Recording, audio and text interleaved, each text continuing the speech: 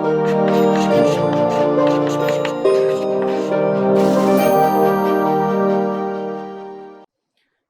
Friends, इस video में हम लोग सबसे पहले बात करेंगे कि परफेक्ट कंपटीशन से तुलना करने पर क्या हमें परिवर्तन दिखेगा, क्या अंतर दिखेगा। और हमने पहले भी ऐसा किया था, लेकिन पहले किया था अल्पकाल में, शॉर्ट रन में। यहाँ पर बात है लॉन्ग रन की, और लॉन्ग रन की ये बात है, ये हमें देख करके समझ में आ जाता है, क्योंकि हम लोगों ने जो लागत वक्र देखे हैं, एक बनाया था सीमांत लागत का, दूसरा औसत लागत का।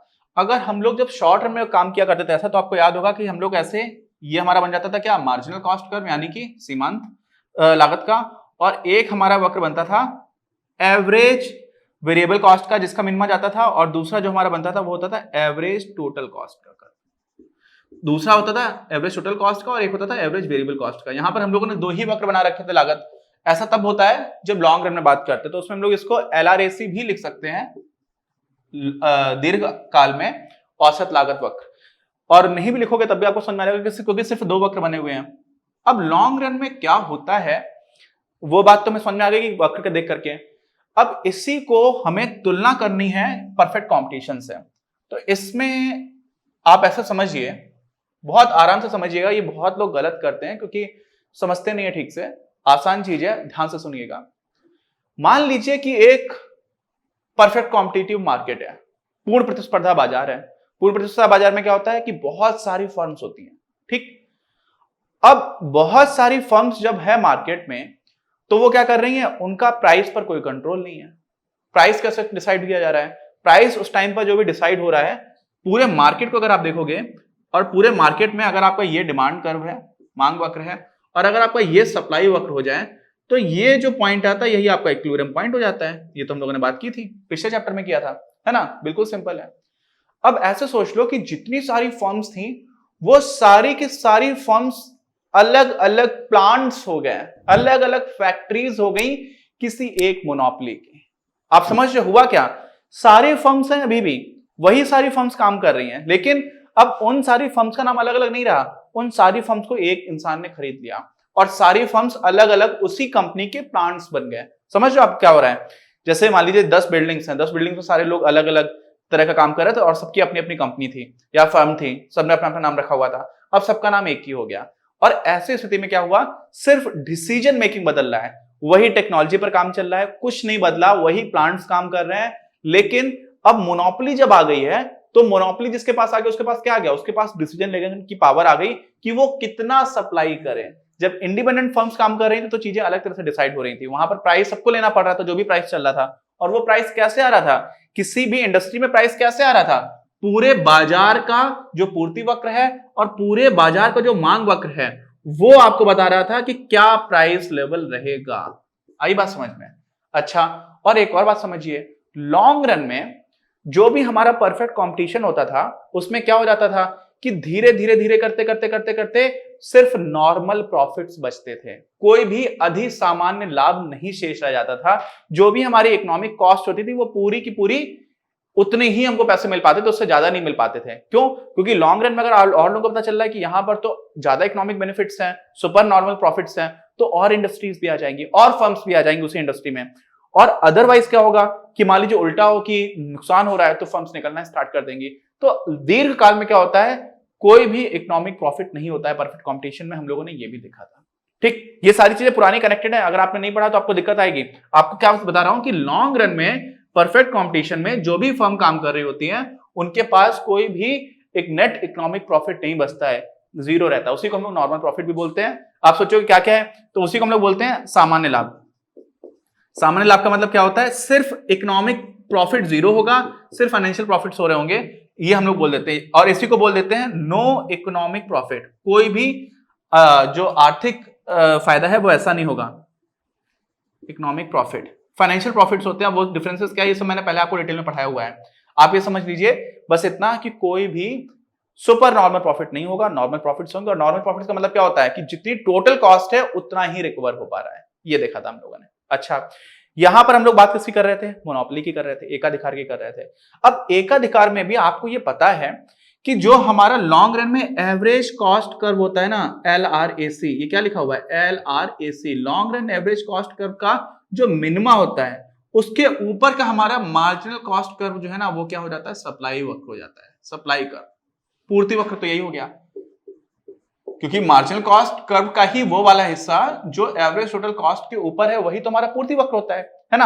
अब ऐसी स्थिति में क्या हुआ कि आपको सप्लाई कर्व दिखना स्टार्ट हो गया। क्यों? सारी फर्म्स वही काम कर रही हैं, सब कुछ वैसा ही चल रहा है, बस उन सारी फर्म्स को मिलाकर के एक यहां पर क्या था, मोनोपोली चल रही थी। अब समझ लीजिए मोनोपोली के जितने सारे प्लांट्स थे वो सारे प्लांट्स अलग अलग फर्म बन गए, उल्टा कर दिया हम लोगों ने। पहले क्या कर रहे थे, अलग अलग परफेक्ट कंपटीशन मोनोपोली की तरफ गए थे, अब मोनोपोली से परफेक्ट कंपटीशन की तरफ जा रहे हैं। क्यों? क्योंकि हम लोग मोनोपोली में तो देख चुके हैं कि क्यू स्टार क्वांटिटी प्रोड्यूस होगी और पी स्टार पर बेचेगा कौन, जब मोनोपोली है, जब एकाधिकार है। लेकिन जब परफेक्ट कंपटीशन होगा तो क्या होगा, अब सारे जो प्लांट्स थे वो अलग अलग फर्म बन गए। अब अलग अलग फर्म बन गए तो सारे जो भी प्लांट्स थे उन सबका मिलाकर के जो सप्लाई कर्व वो क्या है, वो यही तो है, क्योंकि टेक्नोलॉजी तो बदली नहीं है, प्रौद्योगिकी में कोई परिवर्तन नहीं आया, तो हमें सप्लाई कर्व मिल गया और हमें डिमांड कर्व तो पता ही है पहले से, ये हमारा डिमांड कर्व है। देख रहे हैं ना आप? तो ये जो पॉइंट आया, ये वो पॉइंट है जो हमें क्या बता करके देगा, इक्विलिब्रियम प्राइस और इक्विलिब्रियम क्वांटिटी। इतना आसान है, इसमें भी वो लोग गलत करते हैं, इसी को हम लोग अलग अलग तरह से देख सकते हैं। उसकी अभी इतनी ट्रायल्स में जरूरत नहीं है। एक बार हम लोग क्या करते हैं, परफेक्ट कंपटीशन से मोनोपोली देख रहे होते तब हम लोग थोड़ा अलग तरह से देखना स्टार्ट करते हैं इसी चीज को। यही चीज है, बस आप ये समझ लीजिए कि ये सप्लाई कर्व हो गया, ये डिमांड कर्व हो गया। अब यहां से आपको क्या मिल रहा है, इक्विलिब्रियम क्वांटिटी जो है ये आ गई क्यू स्टार स्टार, और इसी को आप पीछे कर दोगे तो क्या हो जाएगा, ये आ जाएगा आपका पी स्टार स्टार, या फिर इसको पीसी भी लिख सकते हो। ठीक है, सी का मतलब क्या हो गया, कंपटीशन जब हो रहा है, जब प्रतिस्पर्धा है। तो अब आप एक चीज ये देखो, ठीक, ये मैंने लाइन उतना अच्छा नहीं ड्रॉ किया हुआ है, इसको थोड़ा पीछे कर देंगे, यहां पे जाके कट करेंगे। ठीक है, आप ये समझ लो हुआ क्या, कंपैरिजन में जब मोनोपोली था तो आपको पी स्टार प्राइस चल रहा था और क्यू स्टार क्या चल रहा था, क्वांटिटी। लेकिन जब कंपटीशन है तो पी डबल आर स्टार आपको चल रहा है प्राइस, संतुलन प्राइस, और क्यू डबल स्टार हमारी चल रही है क्वांटिटी। लेकिन ध्यान से देखो, क्यू डबल स्टार जो है वो बड़ा है, क्या है, यानी कि जब परफेक्ट कंपटीशन होगा, पूर्ण प्रतिस्पर्धा होगी, उस स्थिति में ज्यादा क्वांटिटीज बाजार में जाएंगी, सप्लाई ज्यादा होगी। देखो यहां पर क्यू स्टार तो तब है जब मोनोपोली है, ये तब है जब कंपटीशन चल रहा है, परफेक्ट कंपटीशन है, तो क्यू स्टार स्टार ज्यादा है। प्राइस में भी ऐसा है क्या, देखो प्राइस में पी स्टार स्टार आपका नीचे है, देखो इसका मतलब पी डबल स्टार जो है वो छोटा है, क्या है, छोटा है पी स्टार से। इसका मतलब क्या हुआ, जब परफेक्ट कंपटीशन होगा तो प्राइस कम हो जाएगा, क्वांटिटीज ज्यादा रहेंगी, बाजार को फायदा रहेगा, लोगों को सस्ते में ज्यादा चीज मिल रही होगी। और जब मोनोपोली है, एकाधिकार है, तो प्राइस ज्यादा है और क्वांटिटी कम है, ये अंतर है। कितना आसानी से हम लोगों ने निकाल दिया, सीधा देखा कि भाई यही आपका जो मार्जिनल कॉस्ट कर्व है, वही हमारी मोनोपोली के जितने भी प्लांट्स थे वो सारे प्लांट्स अगर हमारे क्या बन जाते हैं, अलग अलग इंडिपेंडेंट फर्म बन जाते हैं, तो वही हमारा परफेक्ट कंपटीशन हो गया। परफेक्ट कंपटीशन और मोनोपोली में नंबर ऑफ फैक्ट्रीज का डिफरेंस क्या है, आप सोचोगे कि वहां तो एक ही फैक्ट्री होती है, एक फर्म होती है, फैक्ट्रीज बहुत सारी हो सकती है। अब उस फर्म के पास डिसीजन मेकिंग पावर है, उसने अपने सारे प्लांट्स को बोला कि नहीं हम लोग कम ही प्रोड्यूस करेंगे, क्यों, क्योंकि हमें उसमें फायदा ज्यादा होगा। और आप देखिए ऐसी स्थिति में जब ये प्राइस है, यहां पर ये क्वांटिटी है और ये वाला प्राइस है, उस स्थिति में इस वाले पॉइंट पर अगर आप देखोगे तो क्या हो रहा है, ये आपका मार्जिनल कॉस्ट जा रहा है, ये आपका एवरेज रेवेन्यू जा रहा है। ये पॉइंट आपका डिसाइड कर दे रहा है कितनी क्वांटिटी है और कितना प्राइस रहेगा। अब जो हम लोगों ने बात की है ये सब कुछ ठीक है, इसमें एक छोटा सा इशू है, वो ग्राफ में जिस तरह से प्लॉट किया गया उसमें एक इशू आता है। हम लोग यहाँ पर बात कर रहे हैं लॉन्ग रन की। लॉन्ग रन में जो हमारा परफेक्ट कंपटीशन होता है, पूर्ण प्रतिस्पर्धा बाजार होता है, उस बाजार में कोई भी नॉर्मल प्रॉफिट नहीं बचता है। तो होता क्या है कि जो लॉन्ग रन में एवरेज टोटल कॉस्ट होता है ना, उसी के मिनिमा पर जाकर के हम लोग पॉइंट देख पाते हैं। और ऐसी स्थिति में अगर आप इसी से तुलना करोगे तो अगर यही हमारा क्या होता, देखिए ये हमारा मार्जिनल रेवेन्यू है और ये हमारा जो कर्व है ये वाला, ये है हमारा मार्जिनल कॉस्ट का, तो इस पॉइंट से हम क्यू स्टार निकाल लेंगे, वही क्यू स्टार जो उधर लिखा हुआ है, कोई अलग नहीं है। और यहां पर इसी को जब आप डिमांड कर्व पे आकर के देख लोगे तो यहां पर आपको पी स्टार मिल जाएगा। तो यहां से आपको क्या मिल गया, पी स्टार मिल गया, क्यू स्टार मिल गया। ये कब होगा, जब मोनोपोली होगा, एकाधिकार होगा। और लॉन्ग रन में परफेक्ट कंपटीशन अगर हो जाएगा तो यही जो आपका मार्जिनल कॉस्ट कर्व इस मिनिमा के ऊपर से यही आपको सप्लाई कर्व बन जाता है, लेकिन एवरेज टोटल कॉस्ट के मिनिमा से ही होकर के चला जाएगा। क्यों, क्योंकि सारे सुपर नॉर्मल प्रॉफिट्स खत्म हो जाते हैं। तो ऐसी स्थिति में क्या हो जाएगा, ये जो पॉइंट है आपको, ये आपको देगा पी डबल स्टार, जो वहां पर भी दिया है उसमें कोई अंतर नहीं है, सिर्फ यहाँ ये है कि यहाँ पर आपको क्या दिखेगा, सुपर नॉर्मल प्रॉफिट दिख जाएंगे। तो उस वाले की वजह से ये और परिष्कृत फॉर्म है उसी की। अब ये अगर इसको समझ में नहीं आया है तो भी कोई टेंशन मत लेना, सिर्फ ये है कि यहाँ पर सुपर नॉर्मल प्रॉफिट्स आपको नहीं दिखेंगे।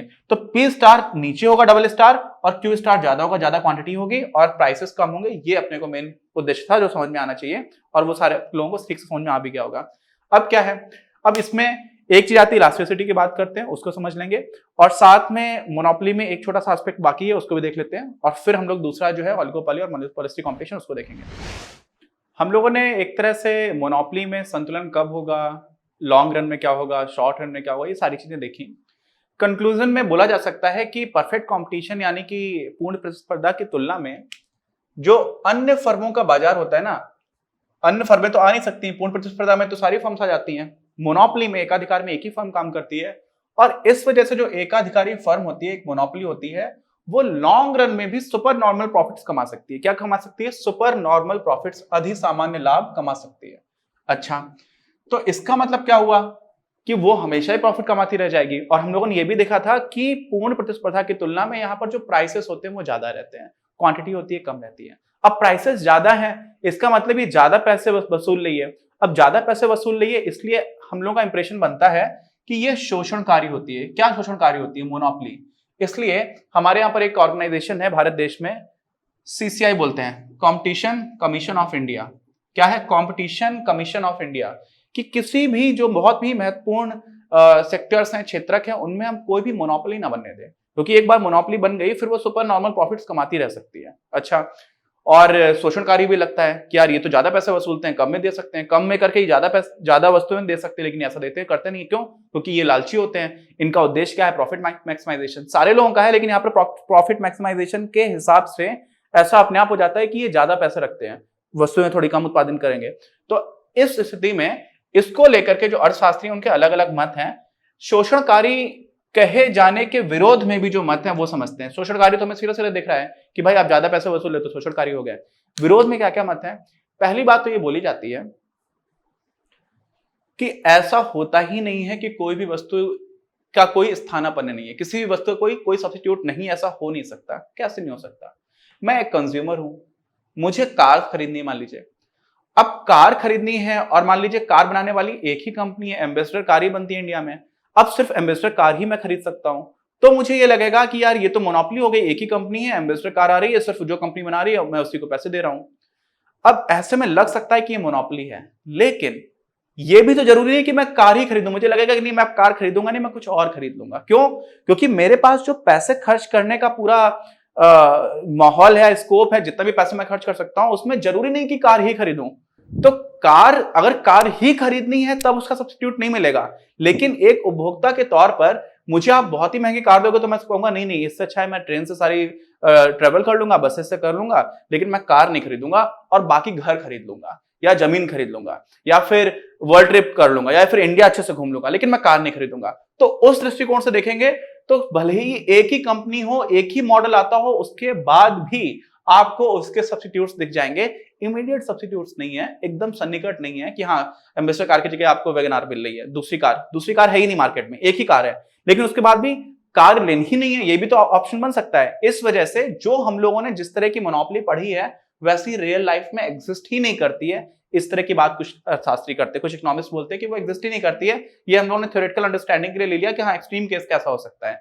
ऐसे ही एक और बात निकल करके आती है कि अर्थव्यवस्था जो है ना वो स्थिर नहीं होती है, बदलती रहती है। मतलब क्या हुआ कि लोगों के टेस्ट एंड प्रेफरेंसेस बदलते रहते हैं। पहले एक टाइम आया था बड़ी कॉलर के शर्ट्स पहना करते थे, ऐसे ही अलग अलग फैशन तो बहुत तेजी से बदलता है। एक मूवी आई थी एक्शन रिप्ले, उसमें अक्षय कुमार और ऐश्वर्या राय इन लोगों के लिए पुराना टाइम पर कैसे लोग कपड़े पहनते थे वो दिखाया जाता है। बहुत सारी मूवीज में ऐसा होता है। ऐसे ही लोगों को किसी पॉइंट ऑफ टाइम पर कोई चीज अच्छी लग रही, बाद में कुछ और अच्छी लगेगी, तो आप मोनोपोली बना के रख नहीं सकते। क्यों? क्योंकि टेक्नोलॉजी भी बदल रही है, लोगों का टेस्ट भी बदल रहा है, प्रेफरेंसेस भी बदल रही है और टेक्नोलॉजी भी बदल रही है। टेक्नोलॉजी बदलते बदलते पहले वो फ्लिप करने वाले फोन्स आए थे, जापान में भी काफी चलते हैं क्योंकि वहां पर वो कल्चर के साथ भी कुछ कुछ का सिंक हो जाता है, लेकिन अब उस तरह के फोन्स नहीं आते, है ना। तो बहुत सारी चीजें ऐसी जो बदलती रह सकती। तो आपको ये भी नहीं है कि इस तरह की मोनोपोली हमेशा प्रॉफिट कमाती रहेगी। क्यों? क्योंकि लोग कुछ और खरीदना स्टार्ट कर देंगे, टेक्नोलॉजी उस चीज को ऑब्सोलीट कर देगी। ऑब्सोलीट समझते हैं कि अब उसका महत्व ही नहीं रहा। ऐसा भी कर सकते, तो आपको जिस चीज से मोनोपोली थी अब उसका मतलब ही नहीं रहा, ऐसा भी हो सकता है। और एक और बात है जो और एस्पेक्ट लेकर के आते हैं कि अगर मान लीजिए इस तरह की मोनोपोली एग्जिस्ट करती भी है तो ये लोग प्रॉफिट कमाएंगे, सुपर नॉर्मल प्रॉफिट्स कमाएंगे। सुपर नॉर्मल का मतलब हुआ कि बहुत ज्यादा प्रॉफिट हो रहा है इनको। अब ये बहुत ज्यादा प्रॉफिट का करेंगे क्या? ये रिसर्च और डेवलपमेंट करेंगे। रिसर्च और डेवलपमेंट के बाद ये लोग जो प्रोडक्ट बना रहे हैं उसको और सस्ते में बना पाएंगे। तो भले ही अपने लालच के लिए जितना सस्ता कर सकते हैं उतना नहीं करेंगे प्रॉफिट मैक्सिमाइज करने के लिए, लेकिन उसके बाद भी रिसर्च और डेवलपमेंट की वजह से ऑलरेडी ये इतना अच्छा, इतना सस्ता कर देंगे, बाकी किसी और फर्म के लिए करना उतना सस्ता पॉसिबल ही नहीं होता। तो भले ही आपको इकोनॉमिक लेवल पर दिखे, देखिए इकोनॉमिक्स और टेक्नोलॉजी में दोनों अंतर है। टेक्नोलॉजी की वजह से इतना ज्यादा सस्ता बनाने लगेंगे कि आपको इकोनॉमिक्स से ग्राफ में तो दिखेगा कि प्रॉफिट कमा रहे हैं, लेकिन टेक्नोलॉजी ये इतनी अच्छी इसीलिए ला पाए क्योंकि इनके पास बहुत पैसा था और ये रिसर्च और डेवलपमेंट कर पाए, अनुसंधान और विकास कार्यों में पैसे खर्च कर पाए। तो ये भी एक एंगल आता है। तो हम लोगों ने देखा कि ये मोनोपोली हम लोगों ने ठीक से पढ़ लिया है। अभी इसमें वो इलास्टिसिटी का एक छोटा सा टॉपिक है, उसको देखेंगे। उसके बाद से फिर हम लोग मोनोपोलिस्टिक कंपटीशन पर चलते हैं अगले वीडियो में। कोई डाउट हो तो प्लीज कमेंट बॉक्स में लिख करके बताइए। इस वीडियो के प्रायोजक हैं आप, और अगर आप ऐसे ही और वीडियोस बनाने में हमारी मदद करना चाहते हैं तो पैट्रियन पर जाकर या फिर स्क्रीन पर दिए गए QR कोड को स्कैन कर अपना योगदान जरूर दें।